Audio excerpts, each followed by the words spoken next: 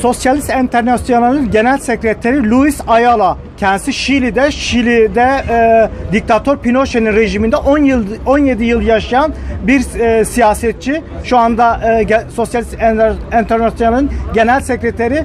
Adalet Yürüyüşünde 14. günde katılıyor. Daha önce de Türkiye'ye geldi. Türkiye'de gazeteci Can Dündar ve Erdem Gül'ün cezaevinde bulunduğu sırada ziyaret etmek istedi ama izin verilmedi. Şimdi yeniden Türkiye'de bu kez Sosyalist Enternasyonal'ın üyesi olan partinin milletvekili Enis Berberoğlu için ve diğer milletvekilleri ve bütün hak ihlalleri için, adalet için yürüyor. Kendisine şunu sormak istiyorum. Daha önce de ifade özgürlüğüyle ilgili geldiniz. O dönemden bugüne Türkiye'de ne değişti? It's your second time here. Last time you came here for the freedom of the speech, and now you came here for a different cause. And what do you think about the differences between those times and these times in Turkey? Well, I have come in happier times. Daha mutlu zamanlarda da Türkiye'ye gelmiştim. But actually, I've been my last visit. I've been always linked to a very development that we did nothing to celebrate. Son geldiğimden bu yana kutlamayı gerektirecek herhangi bir gelişme olmadı. Yeah, last time I went to see some people in prison. I couldn't meet them. The first time, the second time I came to see some other journalists in prison. I was not able to see them. I nevertheless had communication with them. Daha önce de cezaevindekileri ziyaret etmeye gelmiştim ama girişime izin verilmedi ve onlarla iletişim kurmayı başaramadım. But today, unfortunately, the situation has worsened dramatically. Ama ne yazık ki bugün durum daha da kötüye gitti. You know, we have a state of emergency for almost now a year. Neredeyse bir yıldır olağanüstü hal var ülkede. There have been a big crackdown on people. 140,000 people fired from the jobs. 50,000 people arrested. You know the numbers now? Yes, I know. I can translate it. 140 binden fazla kişi işinden atıldı. 50 binden fazla kişi gözaltına alındı bu süreçte ve cezaevinde yüzlerce insan var. Bir sürü gazeteci cezaevinde.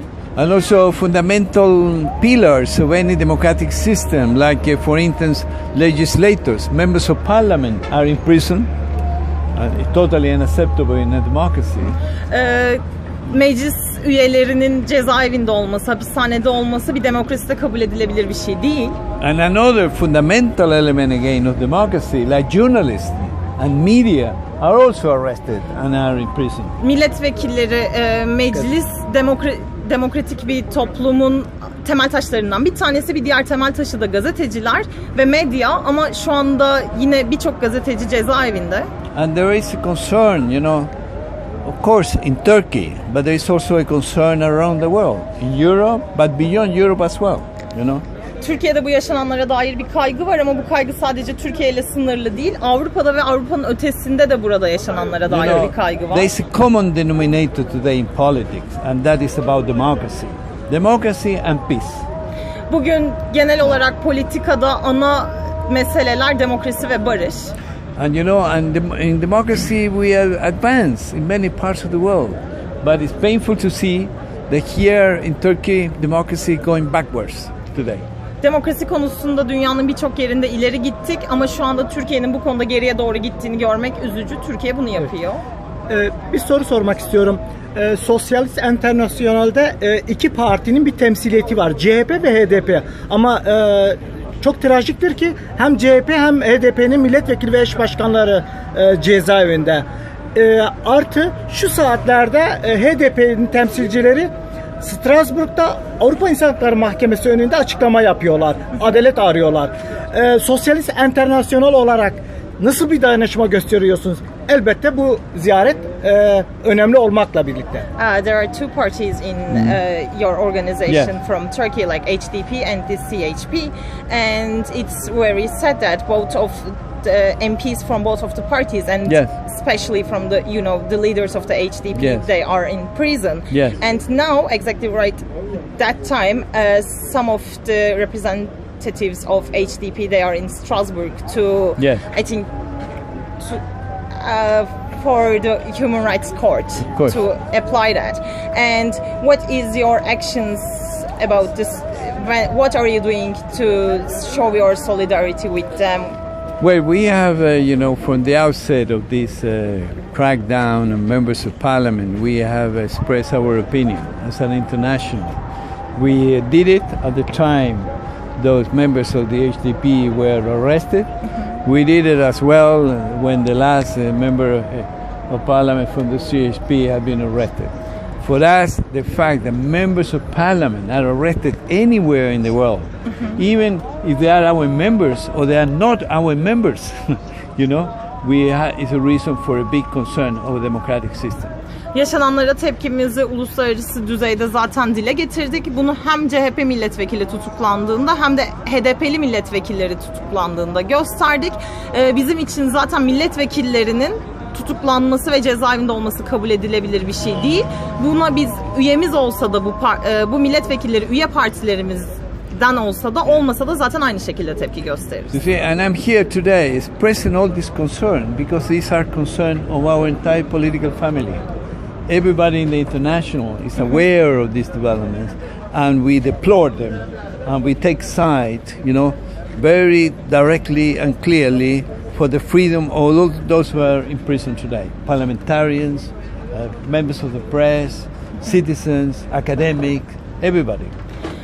Ben zaten bu kaygılar sebebiyle buradayım. Biz Sosyalist Enternasyonal olarak hiçbir şekilde milletvekillerinin ya da gazetecilerin cezaevinde olmasını kabul edemeyiz ve buna karşı tepkimizi göstermek için zaten buradayız. Bunu da sıklıkla dile getiriyoruz. Son bir soru. Şili'de Pinochet rejiminden nasıl kurtuldunuz? Yeah, okay. He asked about some historical question for Chile and Yeah. how did you survive from Pinochet? Well, I was there, I was fighting, very much like here today, Just a minute. Ben oradaydım ve savaşıyordum. Aslında şu anda Türkiye'de yaşananlardan çok da farklı değildi. In my personal case, I was in clandestinity at time because I was persecuted, very young as a student leader. Later, I was exiled because they issued a decree law. They wouldn't allow me, once I travel abroad, to go back for quite a long time. And thirdly, I came back under the dictatorship to fight for recovering our democracy. Kişisel olarak benim hikayemde ben bir öğrenci lideri olarak zaten soruşturmaya uğradım. Ardından da sürgün edildim. Yurt dışına çıktığımda geri girişime izin verilmedi. Ama en sonunda ülkeye döndüm ve bu diktatörlük altında mücadele ettim demokrasiyi kurtarmak için. And it was a terrible dictatorship, violent dictatorship.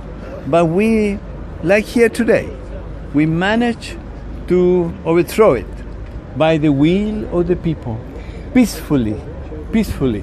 Bu korkunç ve Şili'de olan korkunç ve zalim bir diktatörlüktü ama aslında biz neredeyse burada olanın aynısını yaptık ve diktatörlüğü devirmek için barışçıl ve demokratik bir şekilde mücadele ettik. We managed, to vote to get rid of the dictatorship. Diktatörden kurtulmak için oy vermeyi başardık. Bunu barışçıl bir şekilde Peacefully, yaptık. we registered ourselves to vote in 1988, and we managed to get the majority.